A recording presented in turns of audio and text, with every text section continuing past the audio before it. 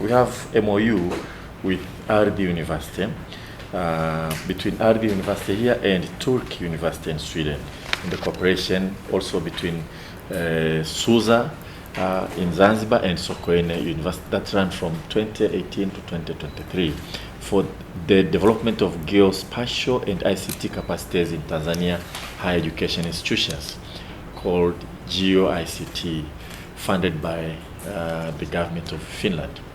We also have agreement between University of Turk in Finland and Sokoine University of Agriculture that runs from 2020 to 2025 with the objective again of providing support for GeoICT 4E, the name of the project. The agreement is ongoing with excellent progress so far.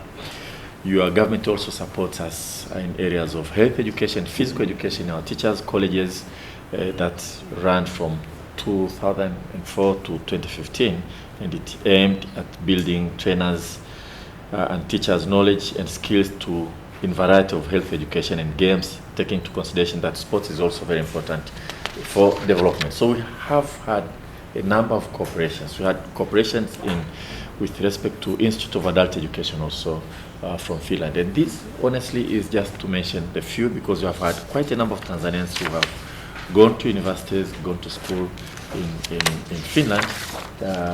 When you move around, Your Excellency Ambassador, you will come across a lot of people who graduated from Finland, and we really appreciate that kind of support. We hope we'll continue to work together. We have a lot to learn from Finland. Quite a number of times, Finland is mentioned in two areas specific. When we look at World Development Index, Finland is either the number 1 or number 2. Or number 3, and the margin between number 1 and number 2, number 3 is very thin. And the areas that are normally mentioned is just income, education, and health. And therefore, education in Finland is one of the excellent services that your government provides. We read a lot about the progress you have made in the education sector, innovations that you have. Education without examinations, I don't know how it will run around here, but something that is quite exciting. But we know the quality of education in Finland is excellent. And also vocational training, the vocationalization of education to prepare youth for employment. We know we can learn a lot from Finland. With that in mind, let me explain a little bit of the major changes we are embarking in our education sector in Tanzania. Not only in connection to the last year's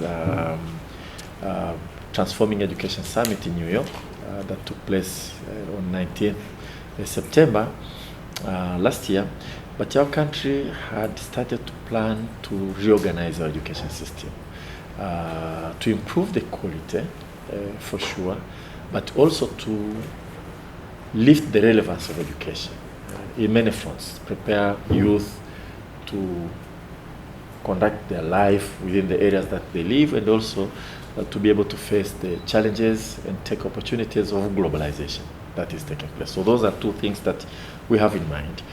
And therefore we are reviewing our education policy that was adopted in 2014 but not fully implemented, with view of looking at the structure of our education and looking at how we can improve the quality, as I said. But one of the areas that we are going to focus on is to increase vocationalization of the largest segment of our education system. We'll start in small dose and try to move progressive.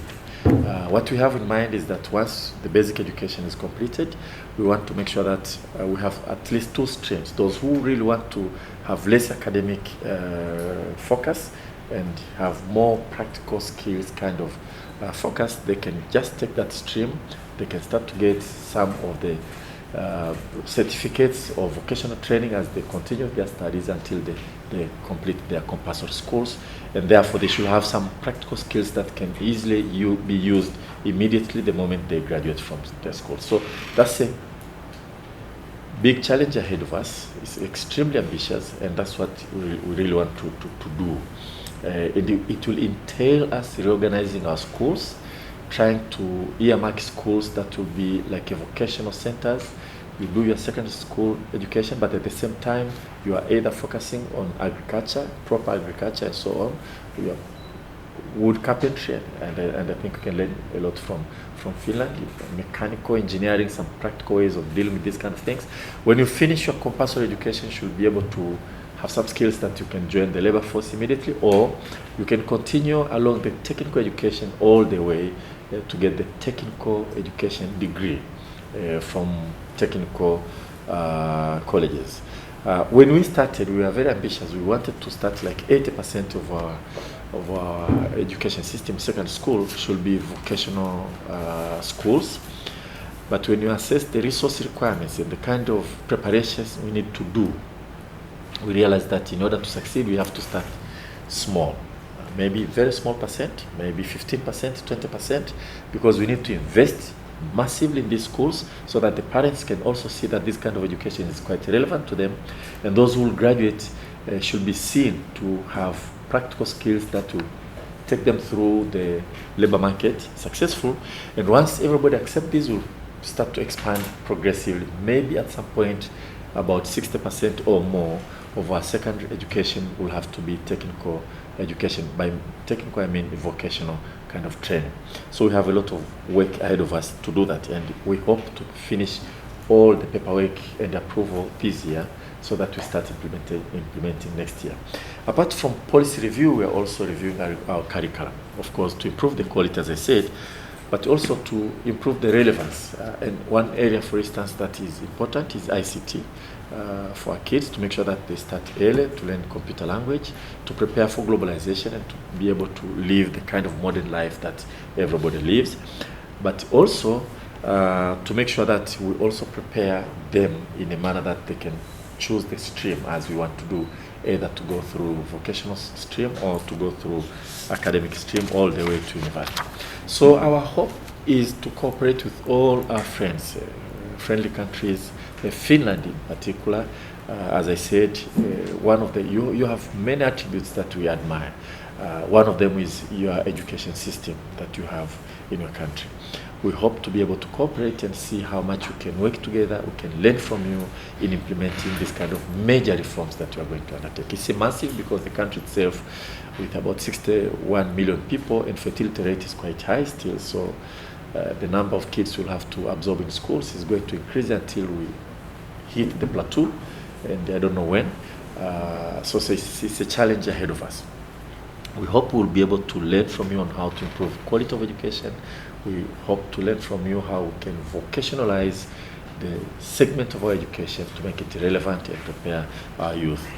To that end, I hope we'll continue to find ways of establishing scholarships, having Tanzanians coming to learn from Sweden. One of the things we know for sure is that we need exposure to our people to go abroad to study. The government itself is going to put some money to fund, and we'll request our friends, universities and so on, to see how much we can also gain to send as many youth to study abroad as possible. Most important reasons and key elements behind that success, and we are willing to share our ideas and know-how we have gained in our education development processes.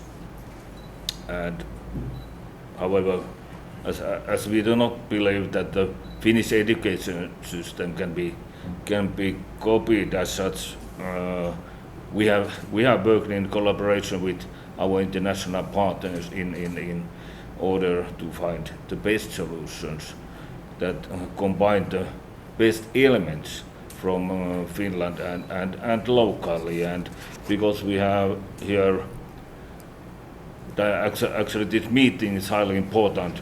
Tumedhamiria, tunaboresha elimu yetu.